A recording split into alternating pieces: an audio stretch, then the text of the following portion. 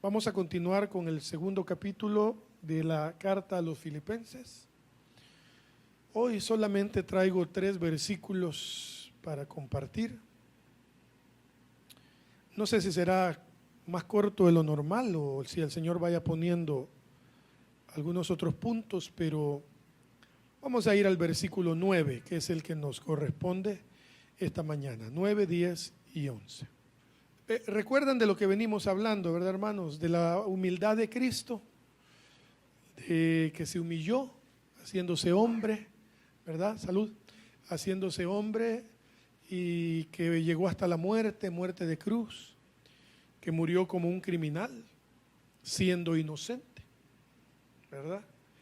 Así que ahora viene, hermanos, la recompensa para Cristo.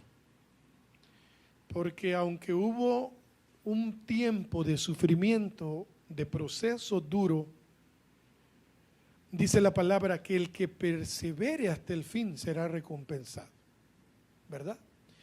Y Cristo, hermanos, sin tener que hacerlo, Él entregó su vida, sufrió, bueno, fue humillado, avergonzado, golpeado, herido, pero entonces, hermanos, hubo una recompensa de parte de su Padre. Y dice el versículo 9, por lo cual, por todo lo que sufrió, Dios también le exaltó hasta lo sumo y le dio un nombre que es sobre todo nombre. ¿Cuál es ese nombre, hermanos? Jesús, ¿verdad? En ese nombre dice la palabra, bueno, ya lo veremos. Ahí lo iremos viendo, ¿verdad? Pero le dio ese nombre que es sobre todo nombre, hermanos. Y no hay nombre más grande, no hay nombre más hermoso, más importante en la historia, hermanos. Y encima, aparte de ser el nombre más poderoso de la historia, es el nombre más atacado de la historia, ¿verdad? Porque aunque el Señor le exaltó y le dio ese nombre que es sobre todo nombre, también entendemos que es el nombre más atacado, más desprestigiado, y cada vez que vayamos pasando en años, lo iremos viendo mucho más. A Él se le desprestigiaba cuando caminó en la tierra. Cuando Él se paraba con firmeza y decía, yo soy Jesús, yo soy el Hijo de Dios. Eso era para los fariseos, hermanos, una aberración total. Y tanto que una vez, y esta es la blasfemia contra el Espíritu Santo. La blasfemia contra el Espíritu Santo es atribuirle el poder a Dios con base en demonios. Esa es la blasfemia del Espíritu Santo. La blasfemia no es decir que la gente diga Dios es un tirano, Jesús es un estúpido, como lo dicen los hebreos.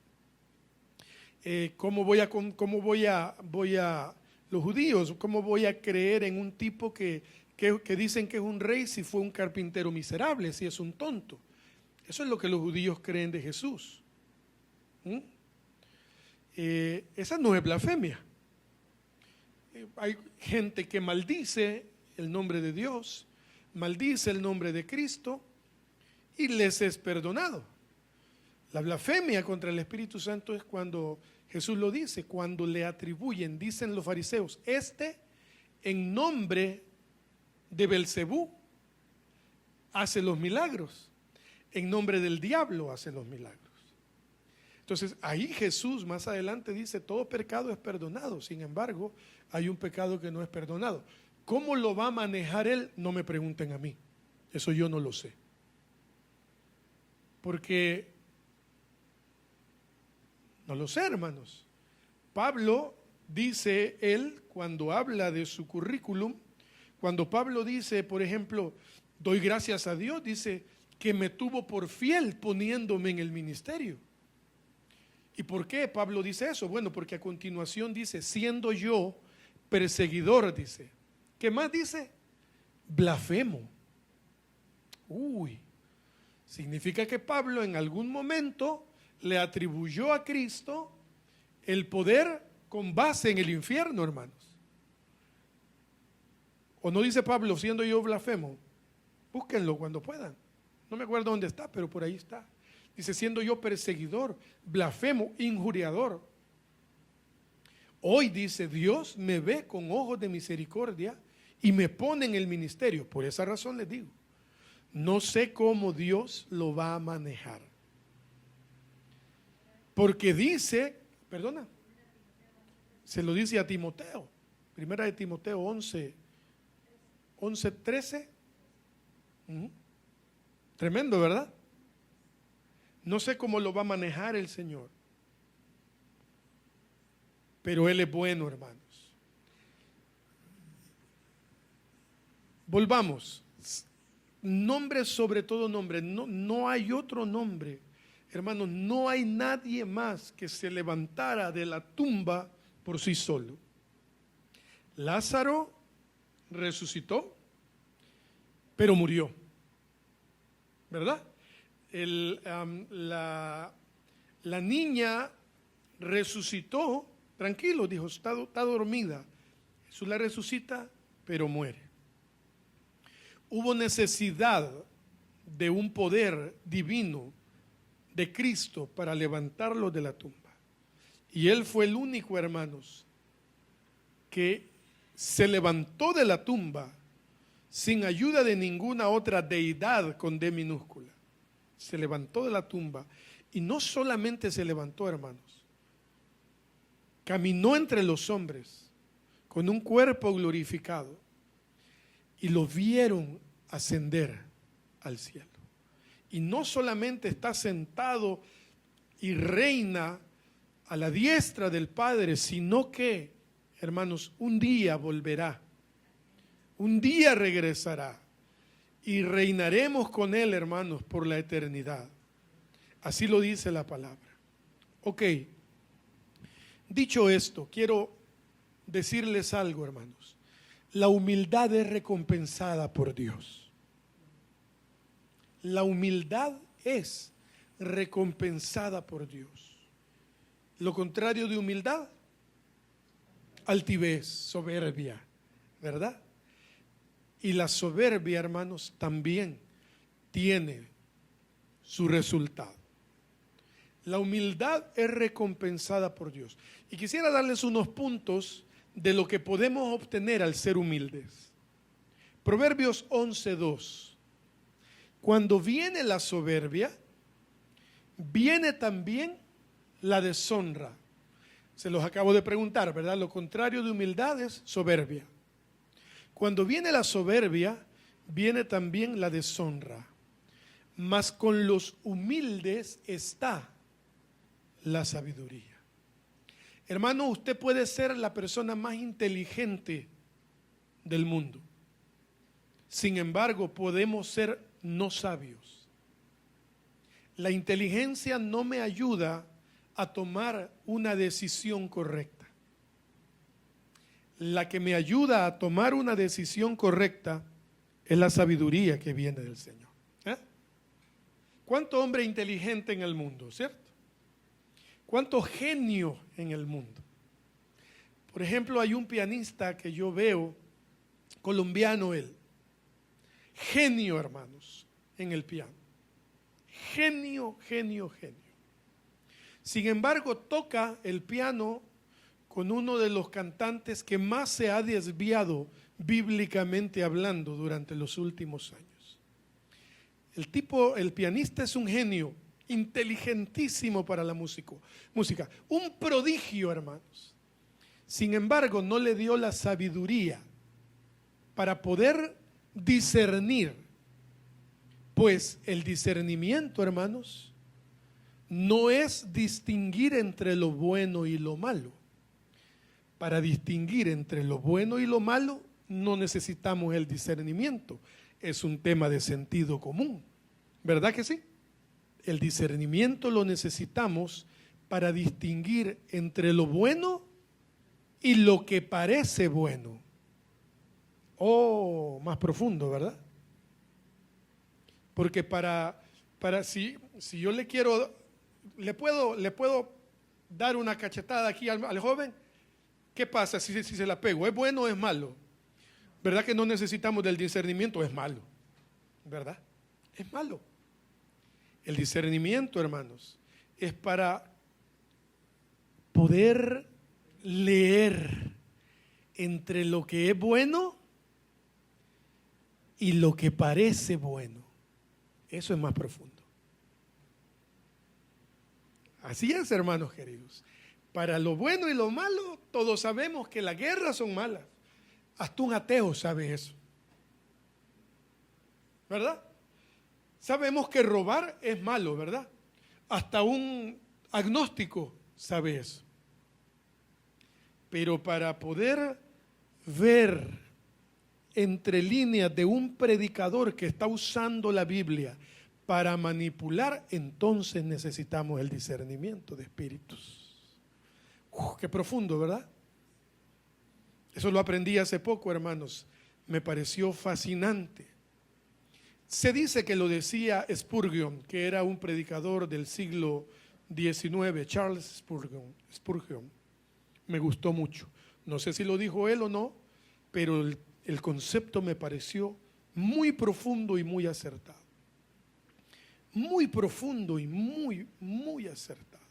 Entonces, hermanos, la humildad, una de las recompensas de la humildad es poder ser sabios. Dice aquel versículo famoso, el principio de la sabiduría es el temor a Jehová. Temor no es miedo, ¿verdad? Estamos claros. No habla de un temor pánico, no, es un temor reverente. Nosotros tememos a Dios porque lo respetamos, porque lo amamos. El principio de la sabiduría es el temor a Jehová. Bueno, número 1, sabiduría. Número 2, hermanos. Proverbio 29, 23. La soberbia del hombre le abate, le aflige, pero al humilde de espíritu sustenta la honra. Pongamos la versión viviente, Daniel, para que lo entendamos mejor, por favor. Dice la versión viviente, el orgullo termina en humillación, ¿cierto o no, hermanos? Claro. Mientras que la humildad trae honra. Honra. Una honra, hermanos, correcta. Hay gente que confunde la honra con el servilismo. Eso está sucediendo desde hace muchos años en la iglesia del Señor. Los pastores, líderes, han confundido la honra con el servilismo, con ser súbditos. No, hermanos. Los pastores no necesitamos súbditos que nos digan que sí a todo, que agachen la cabeza, sí, pastor, sí. No, hermanos. Y eso es lo que se ha vivido y se sigue viviendo y se va a incrementar. La honra, hermanos, la honra es agradecimiento. Honra a quién, dice la palabra, a tu padre y a tu madre, ¿verdad? Llega uno a una edad en que ya uno le puede decir al papá y a la mamá, mamá, no, eso no está bien, no puedo ir, no puedo hacer eso, aunque las mamás a veces se molestan, ¿verdad? Llega un tiempo en que uno puede decir que no, sin dejar de honrar. También muchos han confundido creyendo que honrar a los papás es solo darles dinero. No, hermanos, no es solo dinero. Es tiempo, es amor, es un hombro para que lloren, es compañía, es muchas cosas, honra. Entonces, hermanos, la humildad trae honra para los que seremos padres, si Dios lo permite en un momento, para que nuestros hijos puedan honrarnos en algún momento. Es indispensable criarlos con humildad. Cuesta un poquito, ¿verdad? O bastante. Que el Señor nos ayude, hermanos. No olviden, la humildad es recompensada por Dios. Número 3, Proverbios 22:4. Riquezas, honra y vida son la remuneración de la humildad y del temor de Jehová. Nueva traducción viviente. La verdadera humildad y el temor del Señor conduce a riquezas, a honor y a una larga vida. Riquezas, hermanos. Está hablando de dinero. Ahí sí está hablando de dinero. Pero fíjense qué linda la palabra. Dice riquezas, honor y salud. Como Huicho Domínguez, ¿verdad? Algunos son muy jóvenes para acordarse de eso. Riquezas, honor y salud, una larga vida. Hermanos amados, la prosperidad es integral, no es solo dinero. ¿Cuántos conozco yo que de un día para otro o con trabajo hicieron dinero y lo primero que perdieron fue su integridad? Lo primero que negociaron fue congregarse en una iglesia. Lo primero que negociaron fue dejar de servir al Señor en un ministerio. ¿Por qué? Porque mi trabajo me lo demanda mucho. Hermanos, la vida en toda área, no solo en la eclesiástica, la vida en todas las áreas debe ser una vida de equilibrio. Ni muy, muy, me decía mi mamá, ni tan, tan. Debe ser una vida de equilibrio en todo, hermanos. Entonces, la humildad, ganarse el dinero, ahorrar y sobre todo no sentirme más cuando tengo un poco más, sino que viendo a los demás como que, hermanos, en los primeros versículos de Filipenses, como superiores a uno mismo. La verdadera riqueza del hombre, hermanos amados, no está en el dinero abundante, cash, money que tiene. La riqueza más grande del hombre está en la calidad de cristiano en la que la persona se convierte. Como dicen los primeros versículos, viviendo como el evangelio, un evangelio digno, hermanos, viviendo a la altura del evangelio. Esa es la riqueza más grande, queridos hermanos. ¿De qué les sirve? Estaba yo en una conferencia de 3 días esta semana de un instituto bíblico de este país. Habían venido gente de diferentes nacionalidades de América Latina, de estos institutos bíblicos. Y se paró un superintendente de uno de los países que había venido y puso unas diapositivas ahí en la pantalla. Hermanos, y me sorprendió mucho y glorifiqué al Señor porque todos ellos comenzaron a exhortar a los que los escuchábamos con el tema de la familia, hermanos. Yo estaba muy sorprendido y muy alegre porque no me esperaba oír esos temas si era una cumbre educativa con temas teológicos, de exégesis, de todo eso, hermanos. Sin embargo, uno dijo una frase que me puso a pensar. Mencionó la palabra, ¿recuerdan ese versículo? ¿De qué le sirve al hombre ganar todo el mundo si al final pierde su alma? Y entonces el hombre dijo de esta manera: ¿de qué le sirve al hombre?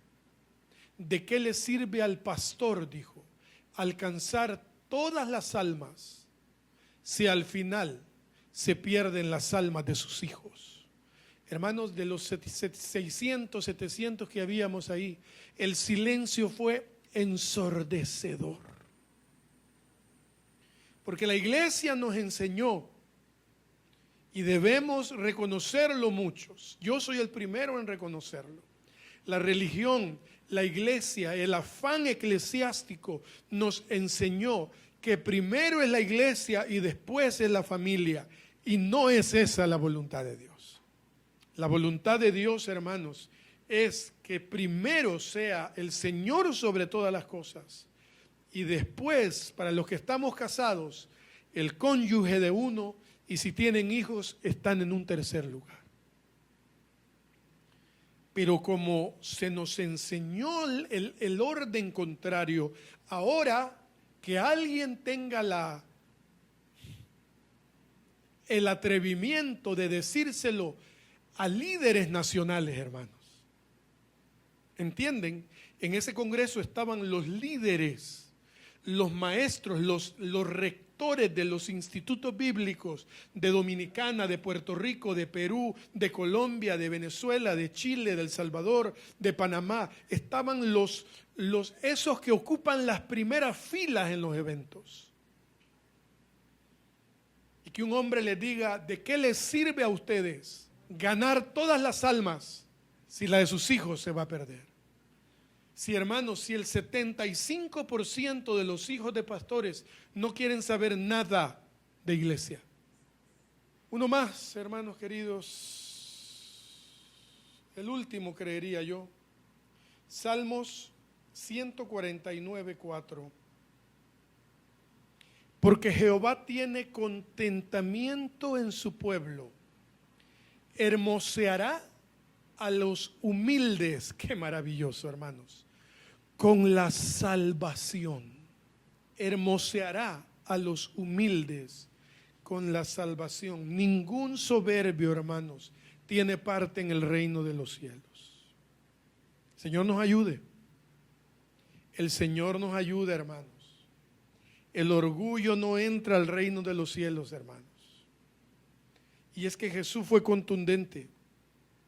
Jesús, hermanos, quizás lo digo todos los domingos esto, ¿verdad?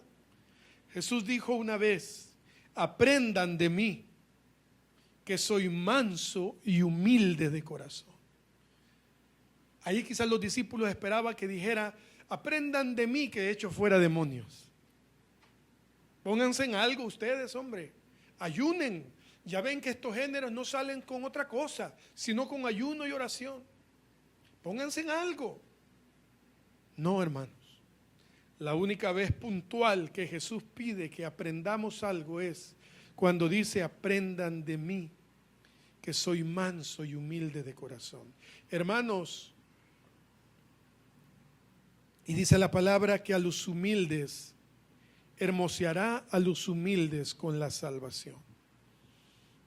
Primera carta de Pedro 5, versículo 6 dice, humíllense pues bajo la poderosa mano de Dios, para que Él los exalte, hermanos. ¿Cuándo?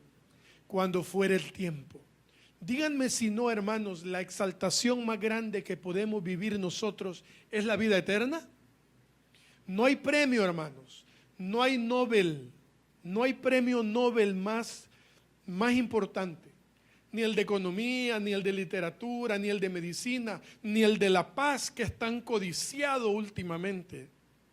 No hay Oscar, no hay Grammy, no hay Globo, no hay premio, hermano, no hay honra, ni la medalla del príncipe de Asturias, ni la del Palacio de Bellas Artes. No hay honra más grande, hermanos, para el hombre que un día escuchar las palabras, bien, buen siervo y fiel.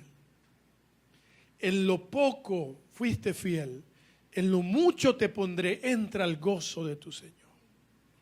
Esa es, hermanos, la exaltación más grande.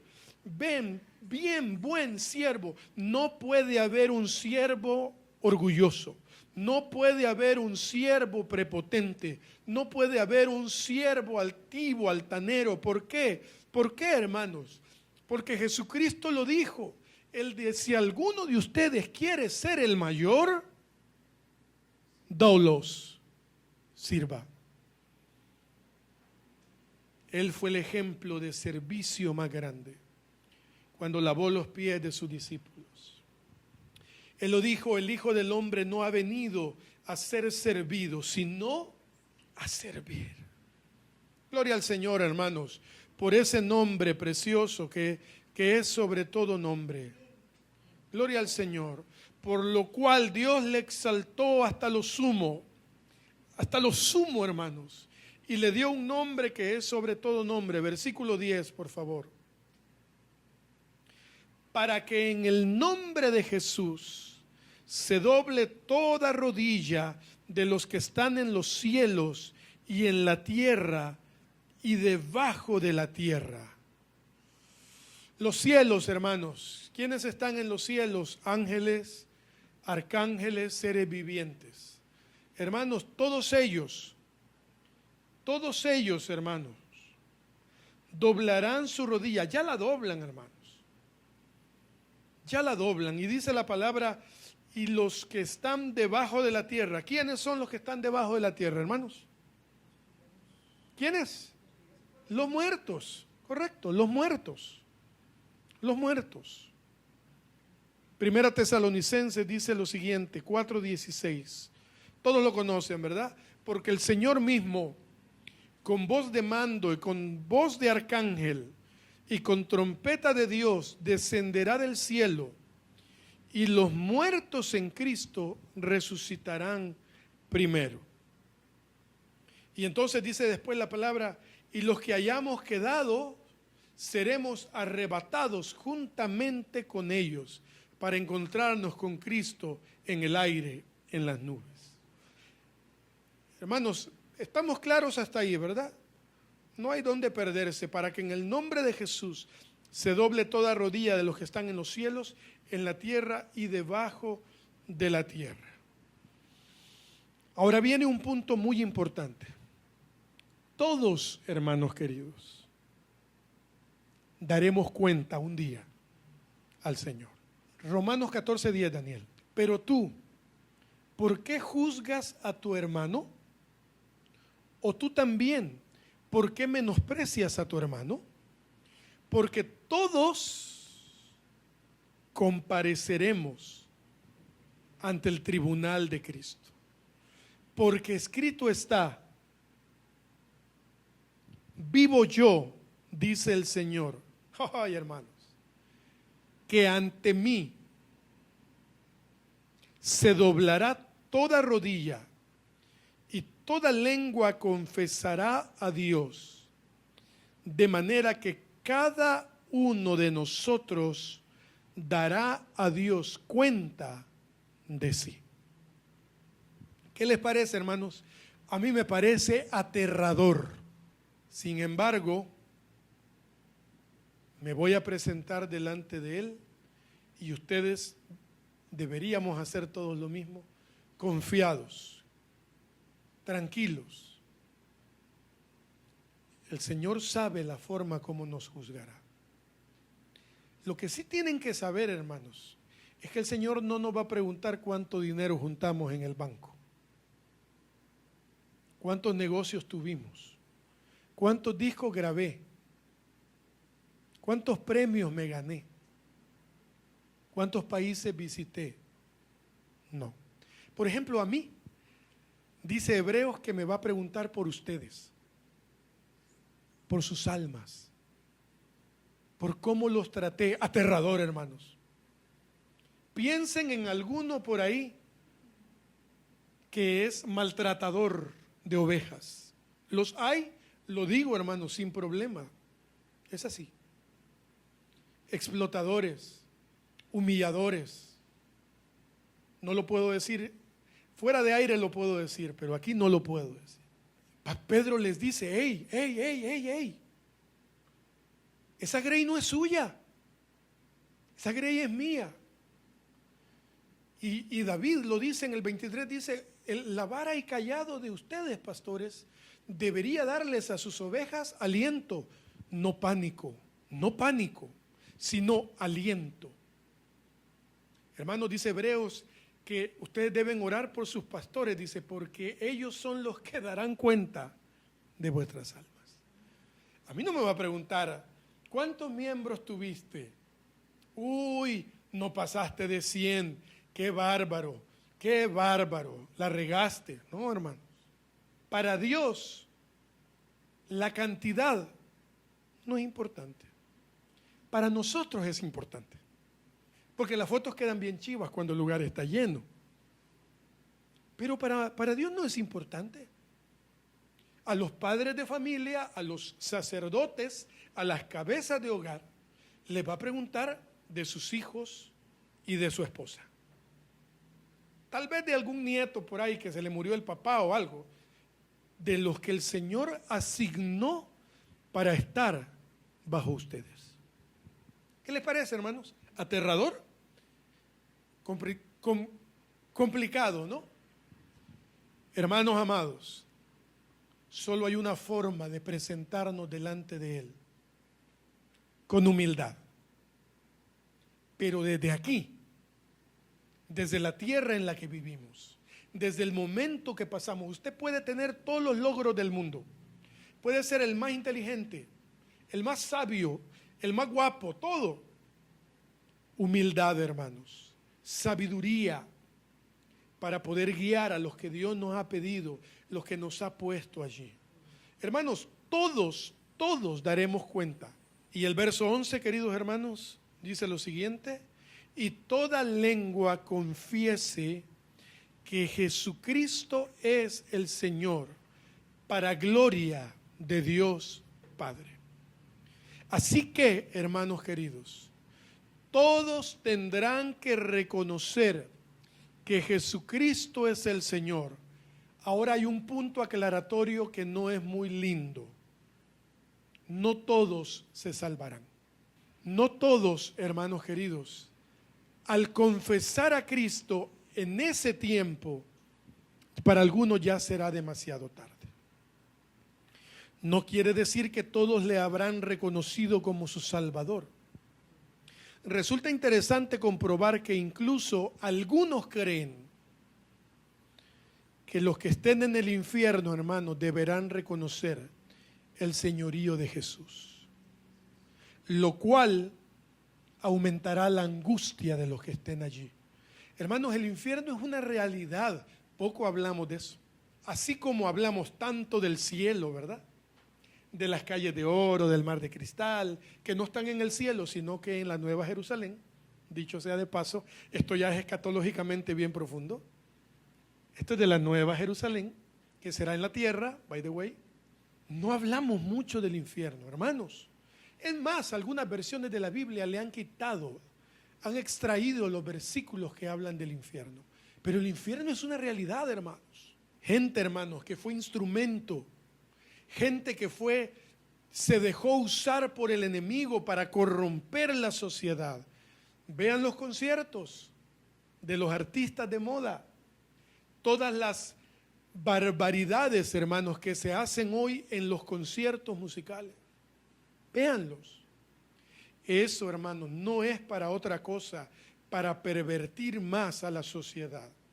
Ahora veía el video de un niño de 5 años que sus padres están altamente orgullosos porque el niño de 5 años es el drag queen más pequeño que existe en el mundo. ¿Saben qué es un drag queen?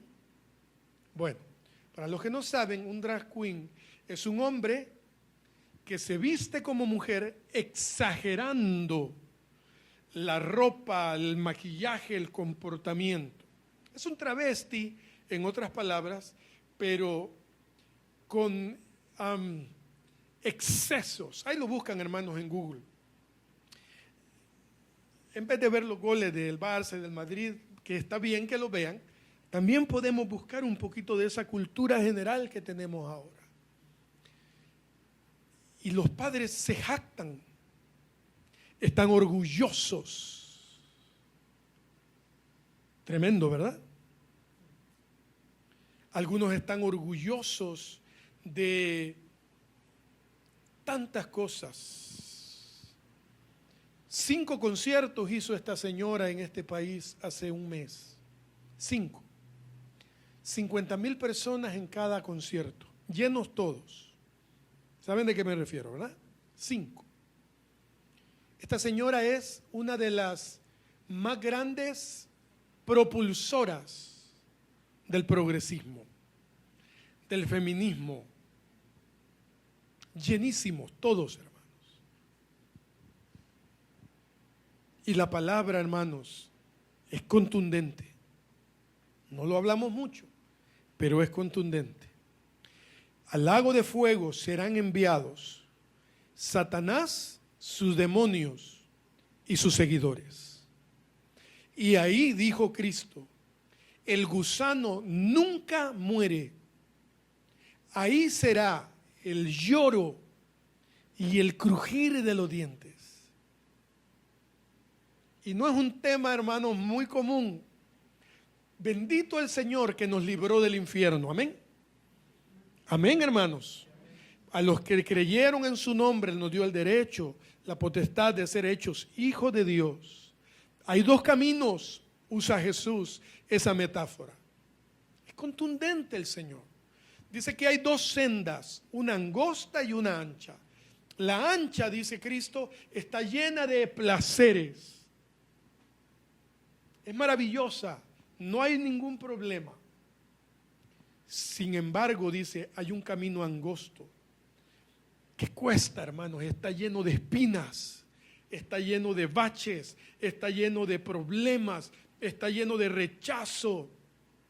Y dice Cristo, y la senda ancha, dice, lleva la condenación, y muchos son los que caminan por ella. Sin embargo, dice Jesús, la senda angosta, dolorosa, terrible, con heridas, es la que llevará a la vida eterna. Caminen, hermanos, por esa senda angosta. Tiene espinas, tiene dolor, tiene lágrimas, tiene quebranto, pero nos llevará, hermanos, a la vida eterna con Cristo. Todo el mundo reconocerá a Cristo, todo ojo le verá. Mateo 24, 29 dice, e inmediatamente después de la tribulación de aquellos días, el sol se oscurecerá y la luna no dará su resplandor y las estrellas caerán del cielo y las potencias de los cielos serán conmovidas. 30. Entonces aparecerá la señal del Hijo del Hombre en el cielo. Y entonces, hermanos, ¿qué dice la palabra? Lamentarán todas las tribus de la tierra y verán al Hijo del Hombre viniendo sobre las nubes del cielo con poder y gran gloria. Sin embargo, nosotros nos alegraremos, hermanos, cuando le veamos venir, cuando le veamos en su grandeza, en su esplendor. Contrario a los que no creyeron en Él, dice la palabra, se lamentarán por no haber creído. ¿Recuerdan la historia de Lázaro, el rico y el padre Abraham? ¿Recuerda? Esa no es una parábola, hermanos. Esa es una historia contada por Cristo. Las parábolas nunca tienen nombres propios. Las parábolas son exageraciones muchas veces. Sin embargo, esa es una historia contada por la boca de Jesús. Dice que había un hombre rico, que todos los días había banquete. La conocen, ¿verdad? Y había un hombre llamado Lázaro sentado. Dice que de su pobreza, su enfermedad era tan grande, los perros lamían sus heridas. Muere el rico y no se llevó ni un 5, hermanos, dicho sea de paso. Muere Lázaro y uno va al Hades y el otro al seno de Abraham, al seno de Abraham, el paraíso, hermanos. Y dice Cristo que el rico desde abajo le decía, Abraham, manda a Lázaro. Todavía, hermanos, no perdía la soberbia de querer mandar. Manda a Lázaro, nada de padre Abraham, hazme un favor, te suplico por favor, nada de eso. Manda a Lázaro a mojar su dedo y que lo ponga en mi lengua. Y Abraham le dice, si pudiera te ayudara, pero hay una cima, un hoyo que nos divide. No puedo ir hasta allá. Entonces mándalo, le dice, para que le predique a mi familia. Abraham le dice, no puedo. Para eso tienen a los profetas, a los predicadores, que los oigan a ellos. Es una realidad. Las tribus, las naciones se lamentarán. Y enviará a sus ángeles con gran voz de trompeta y juntarán a sus escogidos de los cuatro vientos desde un extremo del cielo hasta el otro. Y Mateo 7, 21, 23, termino con esto. No todo el que me llama Señor, Señor, entrará en el reino del cielo. Hermanos, atesoren este versículo. Esta es la respuesta a la pregunta, a una de las preguntas que la humanidad más hace. ¿Qué debo hacer para ir al cielo? Aquí Jesús nos da la respuesta.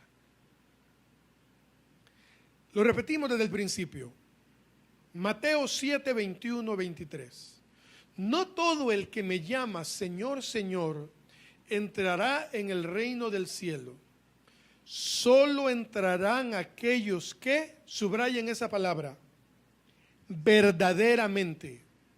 Ese es el punto de equilibrio, el punto de quiebre, hermanos. Solo aquellos que verdaderamente hacen la voluntad de mi Padre que está en el cielo. Si Jesús tiene la osadía de decir verdaderamente, significa que otros, ¿se acuerdan del discernimiento? Parece que hacen la voluntad de Dios, pero no hay verdad en esa voluntad de Dios. Si Jesús dice los que la hacen verdaderamente, es porque hay gente que falsamente la hace. El día del juicio, versículo 22, muchos me dirán, Señor, Señor, profetizamos en tu nombre e hicimos muchos milagros en tu nombre, pero yo les responderé, nunca los conocí. Aléjense de mí ustedes que violan las leyes de Dios. Hermanos, qué hermosa es la palabra del Señor, ¿verdad? Nos confronta, hermanos. Cada vez que estudiamos a profundidad, o por lo menos lo que Dios nos da a cada uno, porque otros verán más cosas, podemos entender, como he dicho siempre, que no soy tan bueno como creía, que no soy tan héroe como creía. Y cada vez puedo ver un Jesús más grande, hermanos, más misericordioso y más lleno de gracia y verdad para conmigo. Que siendo nosotros pecadores, dice Romanos 5:8, Cristo murió por nosotros. Mas Dios muestra su amor para con nosotros, en que siendo pecadores, Cristo murió por nosotros.